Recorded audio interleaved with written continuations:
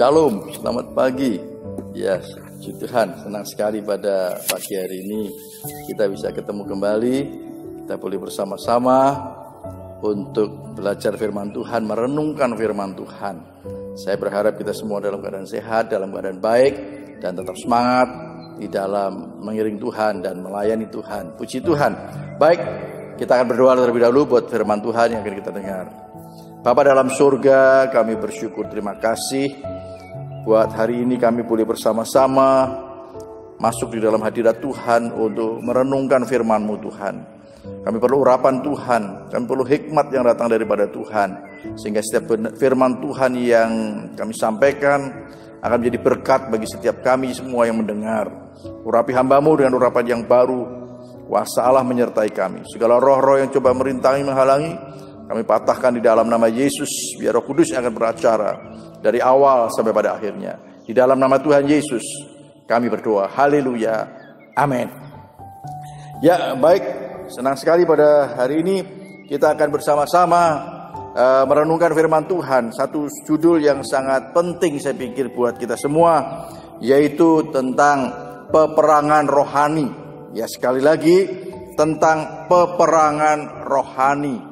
Ya, sebagai anak-anak Tuhan, ya kita orang-orang yang percaya pada Tuhan Yesus, kita semua harus tahu bahwa kita setiap hari, bahkan setiap saat, kita semua diperhadapkan di dalam arena peperangan rohani. Ya, kita semua diperhadapkan dalam peperangan rohani, dan peperangan rohani ini, ya, semakin hari semakin mendekati kedatangan Tuhan Yesus, peperangan rohani ini semakin dahsyat, saudara. Peperangan rohani ini semakin dahsyat.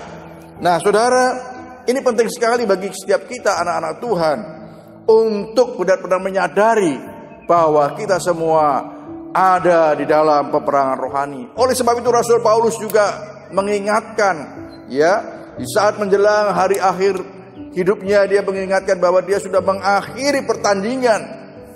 Ya, sudah mempertahankan iman, ya, mencapai garis akhir.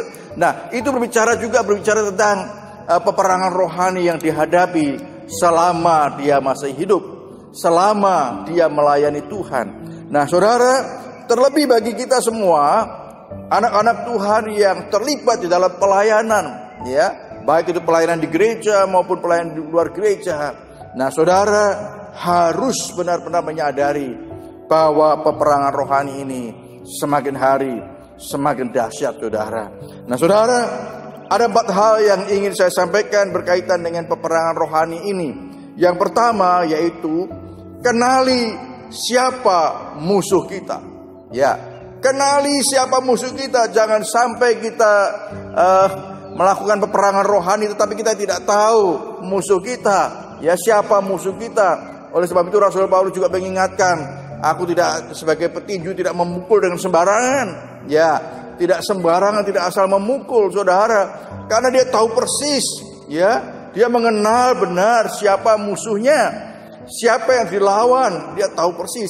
Nah, saudara, sebagai anak-anak Tuhan, terlebih kita sebagai pelayan-pelayan Tuhan, saudara, kita harus mengenali siapa sesungguhnya musuh kita.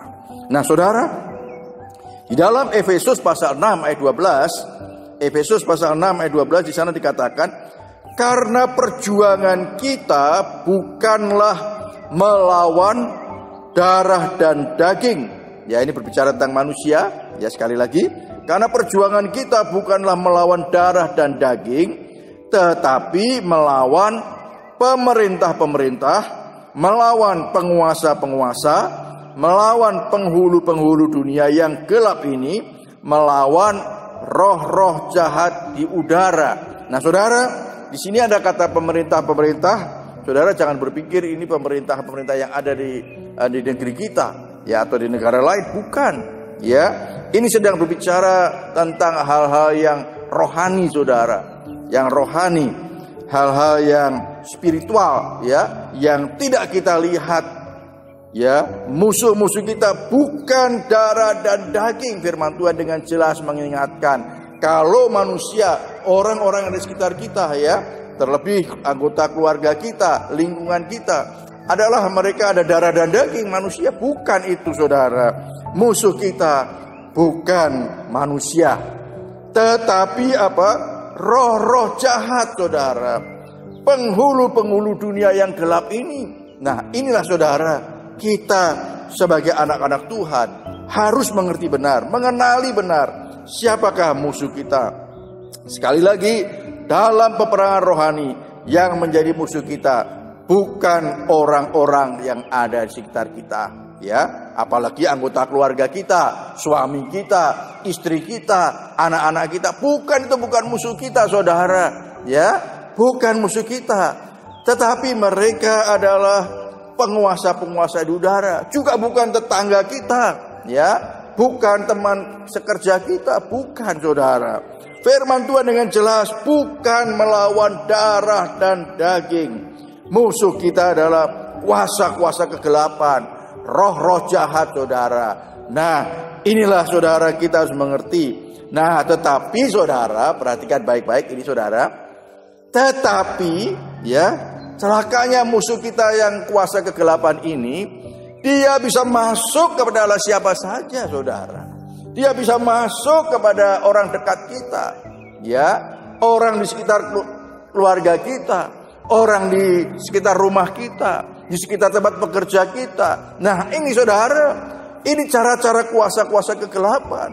Dia bukan menampakkan diri langsung ya dengan bentuk roh yang kita sering lihat di film-film itu, bukan. Dia bisa masuk pada siapa saja.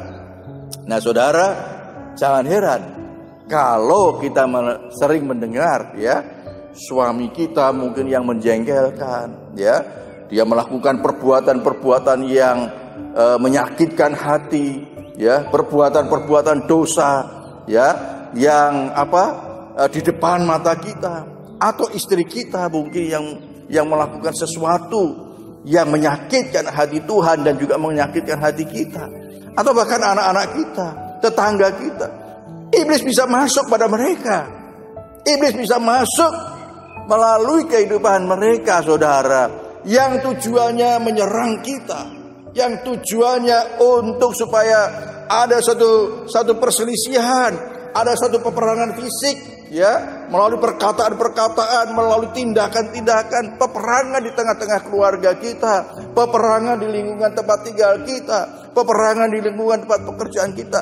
Itu yang dilakukan iblis saudara. Nah saudara, inilah yang kita harus mengerti.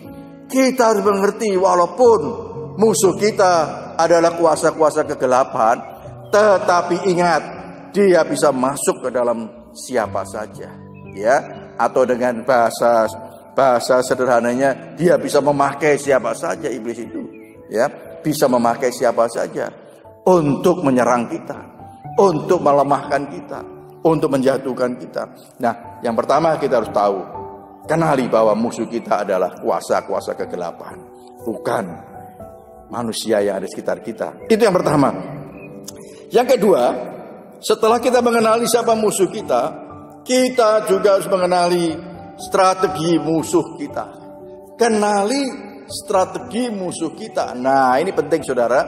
Kalau namanya kita masuk di dalam peperangan, ya, kita harus mengenal strateginya musuh kita itu bagaimana. Nah saudara, di dalam firman Tuhan dikatakan dalam 2 Korintus pasal 4 ayat 3 dan 4. 2 Korintus pasal 4 ayat 3 dan 4. Jika Injil yang kami beritakan masih tertutup juga, maka ia tertutup untuk mereka yang akan binasa, yaitu orang-orang yang tidak percaya, yang pikirannya dibutakan oleh ilah zaman ini, sehingga mereka tidak melihat cahaya Injil tentang kemuliaan Kristus yang adalah gambaran Allah. Nah saudara, inilah strategi iblis saudara. Iblis dengan berbagai macam cara, dia ada strateginya, ada dua sebenarnya, ya. Strategi iblis ada dua. Yang pertama, iblis berusaha menghalang-halangi orang untuk percaya Tuhan Yesus. Iblis berusaha menghalang-halangi orang untuk percaya Tuhan Yesus. Dikatakan masih dibutakan oleh ilah-ilah zaman ini, ya, sehingga mereka tidak melihat cahaya Injil kemuliaan Kristus. Ini adalah pekerjaan iblis, saudara. Iblis berusaha menghalang-halangi orang untuk percaya Yesus, ya, sebab iblis tahu benar bahwa jika orang percaya Tuhan Yesus, maka dia akan berpindah dari gelap kepada terang, dari hamba dosa menjadi hamba kebenaran. Ini sering sekali kita dengar. Saudara, iblis mengerti benar bahwa orang kalau percaya Yesus, dia akan selamat, dia akan diampuni dosa-dosanya, dia akan disucikan dosa-dosanya. Oleh sebab itu dia berusaha dengan berbagai macam cara menghalang-halangi, merintangi supaya orang jangan percaya Yesus. Ya, khususnya bagi mereka yang belum percaya Yesus tentunya. Dia dengan berbagai macam cara. Tipu daya iblis, kita itu melalui pengajaran-pengajaran, melalui agama-agama, melalui kepercayaan-kepercayaan, ya, melalui berbagai macam cara, kegiatan-kegiatan, kesibukan-kesibukan, sehingga tidak lagi memikirkan hal-hal yang rohani, hal-hal kebenaran. Mereka sedang dibutakan oleh ilah-ilah zaman ini. Nah, ini strategi yang pertama, saudara. Jadi strategi yang pertama yaitu ditujukan kepada mereka yang belum percaya Tuhan Yesus, supaya mereka tidak menjadi percaya Yesus dengan berbagai macam cara. Nah, strategi yang kedua, iblis berusaha menghancurkan orang-orang yang sudah percaya kepada Tuhan Yesus dengan berbagai macam cara. Ya, sekali lagi, strategi yang kedua adalah iblis berusaha menghancurkan orang-orang yang sudah percaya Yesus. Supaya apa? Supaya hidupnya menjadi hancur, ya, supaya hidupnya menjadi jauh dari Tuhan, hidup dalam dosa, ya, dan kemudian sampai pada akhirnya meninggalkan Tuhan Yesus. Ini yang menjadi sasaran yang kedua. Strategi iblis yang kedua adalah orang-orang yang sudah percaya Yesus dengan berbagai macam cara. Tadi saya katakan, iblis bisa memakai orang-orang dekat kita, ya, mungkin anggota keluarga kita, istri, suami, ya, atau anak-anak, atau tetangga kita, teman kerja kita, yang iblis gunakan untuk menghancurkan kita. Supaya apa? Supaya orang-orang Kristen, orang-orang percaya pada Tuhan Yesus, hidupnya menjadi hancur, hidupnya menjadi hidup di dalam dosa, ya, hidup di dalam dosa sampai dia tidak kembali lagi pada Tuhan Yesus, bertobat dengan sungguh-sungguh. Nah, ini saudara, rumah tangga yang hancur, ya, perselisihan terjadi di tengah-tengah keluarga, suami istri terus, ya, berselisih, anak dengan orang tua berselisih terus, berselisih dengan tetangga-tetangganya, berselisih dengan teman-teman kerjanya, sehingga akhirnya membuat sesuatu, ya, menghancurkan kehidupan kerohanian lagi, sehingga dia tidak lagi menjadi berkat bagi banyak orang, tidak menjadi kesaksian yang baik, keluarganya tidak menjadi kesaksian yang baik, ya, di tengah-tengah lingkungan pekerjaannya dia tidak menjadi kesaksian yang baik, di lingkungan tempat tinggalnya dia tidak menjadi kesaksian yang baik. Itu yang dilakukan oleh iblis, saudara. Nah, saudara, mari kita sebagai orang-orang yang sudah percaya pada Tuhan Yesus, kita harus sadar bahwa iblis sedang berbagai macam cara ingin menghancurkan kita, ya, melalui siapa saja yang bisa dipakai oleh iblis. Wah, ini hati-hati, saudara.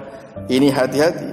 Hamba Tuhan pun bisa juga jatuh di dalam dosa, ya, karena dia tidak sadar orang-orang di sekitarnya sesungguhnya sedang dipakai untuk mencobai dia, untuk menggoda dia. Ya, saudara, ya, mari di saat kita terus semakin mendekat pada Tuhan, kita minta pimpinan Tuhan, maka disitulah pertolongan Tuhan akan dinyatakan. Puji nama Tuhan. Itu bagian yang berikutnya, ya. Nah, itu bagian yang kedua, saudara, kenali strategi musuh kita, yaitu dia ingin menghancurkan orang-orang yang percaya Tuhan Yesus, dan dia ingin menghalang-halangi orang yang belum percaya kepada Tuhan Yesus. Yang ketiga, bagaimana menghadapi musuh kita? Ya, bagaimana menghadapi musuh kita? 1 Petrus pasal 4 ayat 8 di sana dikatakan, tetapi yang terutama kasihilah sungguh-sungguh seorang akan yang lain, sebab kasih menutupi banyak sekali dosa. Sekali lagi, tetapi yang terutama kasihlah sungguh-sungguh seorang akan yang lain, sebab kasih menutupi banyak sekali dosa. Nah saudara, mari kita melawan musuh kita si iblis, yaitu dengan apa? Kasih yang sungguh-sungguh, mengasihi mereka yang sedang dikuasai iblis, mengasihi mereka dengan sungguh-sungguh mereka yang sedang diikat oleh iblis, ya, mengasihi dengan sungguh-sungguh mereka yang sedang dipakai oleh iblis untuk menjatuhkan kita, mengasihi dia, ya.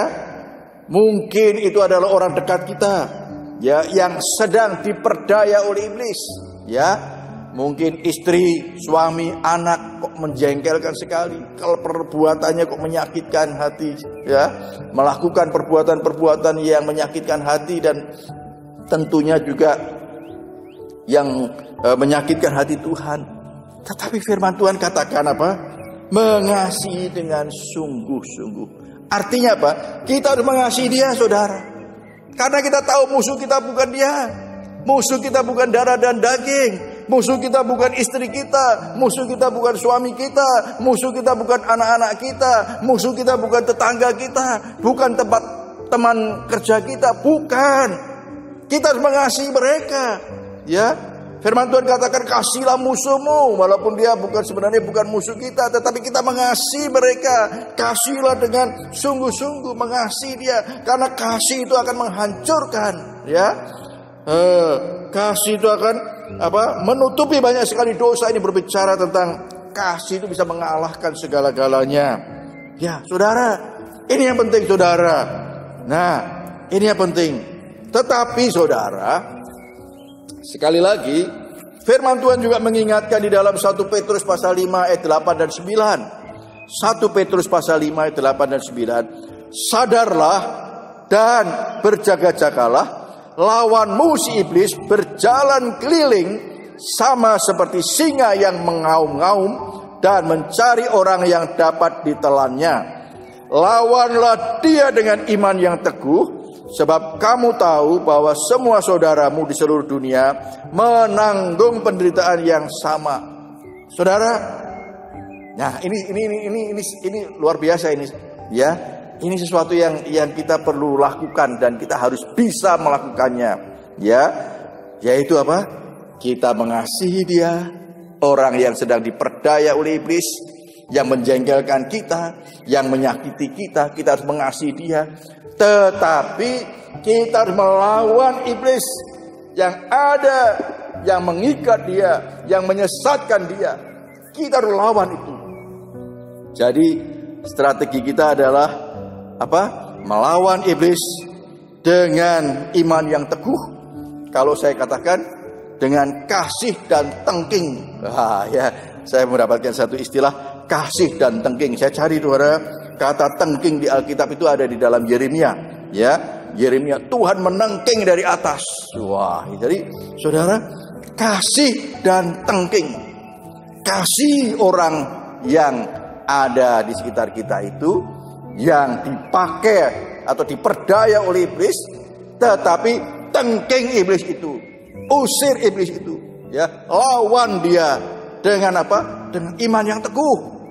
Dengan iman yang teguh. Di saat kita melawan iblis dengan iman yang teguh, maka yang berperang bukan kita, saudara, tetapi yang berperang adalah Tuhan yang akan mengutus malaikat-malaikatnya untuk memerangi musuh-musuh kita itu. Wah, indah ya. Puji nama Tuhan. Nanti di bagian yang terakhir saya akan ulang tentang hal itu, saudara. Jadi melawan musuh-musuh kita yaitu dengan kasih dan tengking, ya. Apa saudara? Kasih dan tengking. Mengasihi orangnya, ya, mengasihi orangnya walaupun dia menjengkelkan kita, walaupun dia menyakiti hati kita, mengasihi dia, tetapi tengking iblisnya, lawan iblisnya, ya, dengan iman yang teguh, supaya Tuhan yang akan utus malaikatnya untuk berperang melawan mereka. Nah saudara, ini yang penting. Bukan kita musuhi dia, ya. Bukan kita musuhi dia. Ya, dia adalah suami kita, bukan musuh kita. Dia adalah istri kita, bukan musuh kita. Bukan saudara. Tapi iblis yang ada di balik itu, yang adalah musuh kita. Kita harus semakin mengasihi istri kita. Kita harus semakin mengasihi suami kita, anak-anak kita, tetangga-tetangga kita, orang teman bekerja kita. Walaupun mungkin mereka sedang diperdaya oleh iblis, menyakitkan kita, tetapi kita harus tetap mengasihi dia, mengasihi mereka. Tapi lawan iblis itu, yang menyesatkan itu, dengan iman yang teguh. Puji nama Tuhan. Haleluya. Haleluya saudara. Ini hal yang sangat penting yang harus diketahui oleh anak-anak Tuhan. Terlebih para pelayan-pelayan Tuhan. Bagian yang terakhir, bagian yang keempat. Kita pasti menjadi lebih dari pemenang. Ya, sekali lagi, kita pasti menjadi lebih dari pemenang. Sebab firman Tuhan sudah menulis saudara di dalam Roma 8 ayat 37. Tetapi dalam semuanya itu kita lebih daripada orang-orang yang menang oleh Dia yang telah mengasihi kita. Nah, saudara, mengapa kita bisa dikatakan lebih daripada pemenang? Ya, mengapa kita bisa dikatakan lebih daripada pemenang di saat kita dengan iman yang teguh, ya, mengasihi orang yang diikat oleh kuasa iblis, tetapi menengking melawan iblis? Mengapa firman Tuhan mencatat kita bisa lebih daripada pemenang? Karena apa? Tadi sudah saya singgung tadi saudara. Karena Tuhan yang akan berperang melawan musuh-musuh kita. Tuhan yang akan utus malaikat-malaikatnya untuk berperang melawan musuh-musuh kita. Nah, firman Tuhan katakan di dalam Ulangan 3 ayat 22. Janganlah takut kepada mereka, sebab Tuhan Allahmu, dialah yang berperang untukmu. Wah, indah sekali ya.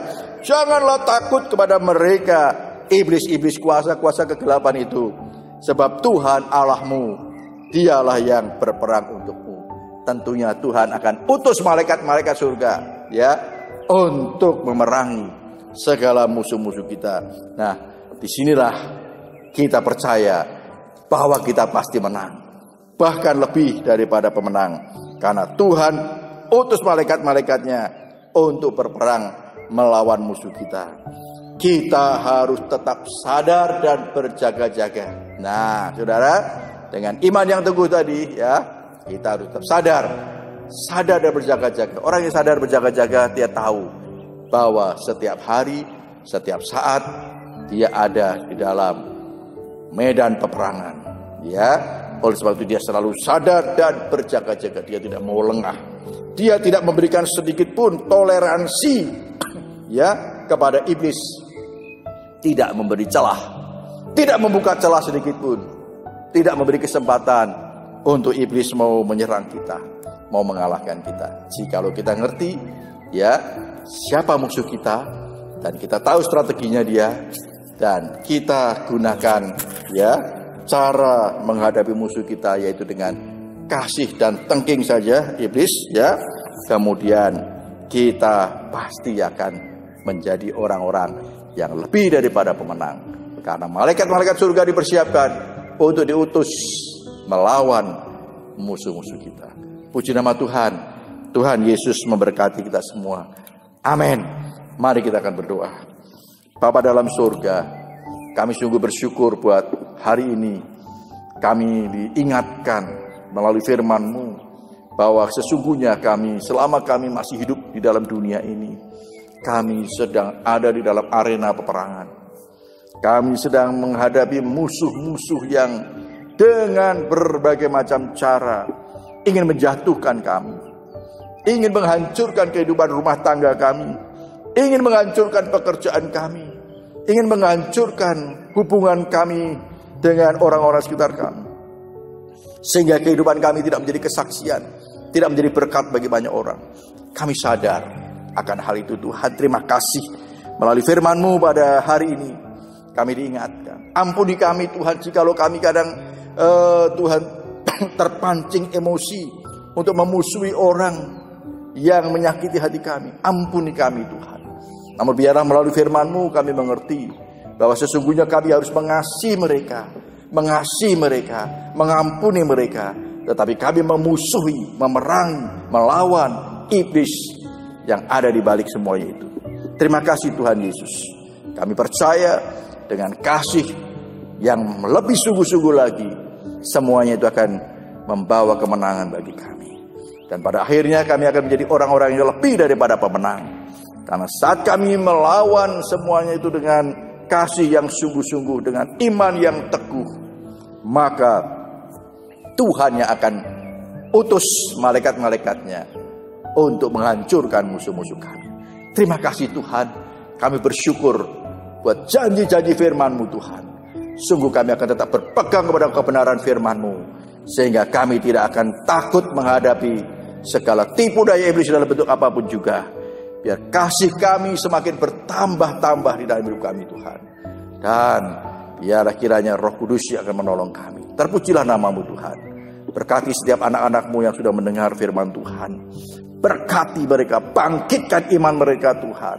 Supaya mereka benar-benar akan selalu berkemenangan di dalam segala hal. Di dalam menghadapi segala tipu daya iblis dalam bentuk apapun juga. Terima kasih Tuhan. Terpujilah nama-Mu Tuhan. Di dalam nama Tuhan Yesus kami sudah berdoa. Haleluya. Amin. Puji Tuhan. Tuhan Yesus memberkati kita semua. Amin.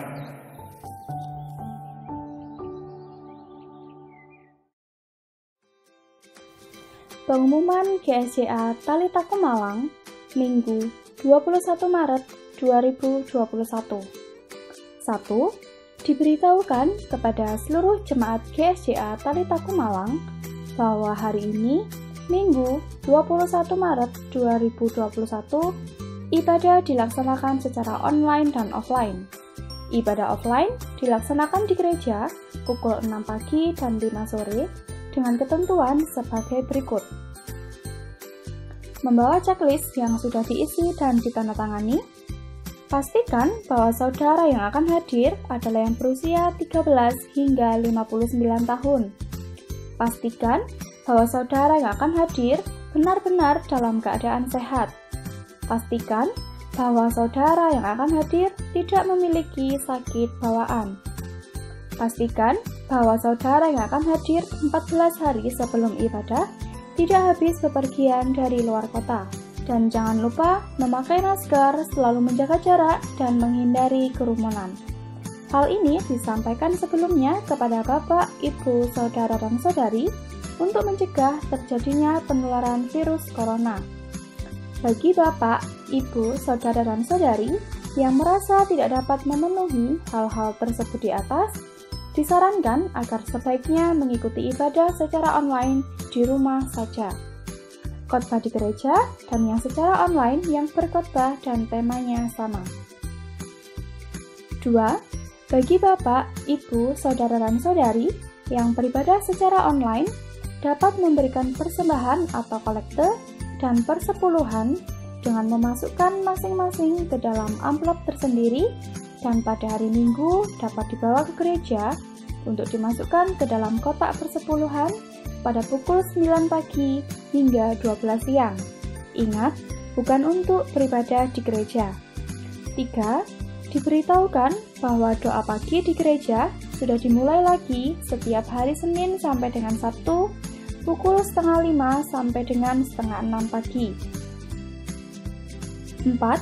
Diberitahukan bahwa dana misi dan dana pembangunan untuk bulan Maret dan April dialihkan untuk menambah dana Paskah 2021. 5. Doakan dan hadiri rangkaian kegiatan Paskah 2021. Yang pertama, ibadah memperingati kematian Tuhan Yesus disertai perjamuan kudus, Jumat 2 April 2021 pukul 6 pagi. Yang kedua, ibadah Paskah Minggu 4 April 2021 pukul 5 pagi akan dilaksanakan satu kali saja. Yang ketiga, ibadah Paskah akan dihadiri jemaat sesuai dengan ketentuan yang sudah disampaikan pada poin nomor 1 di atas. Sekian pengumuman GSCA Talita Gumalang. Terima kasih, Tuhan Yesus memberkati.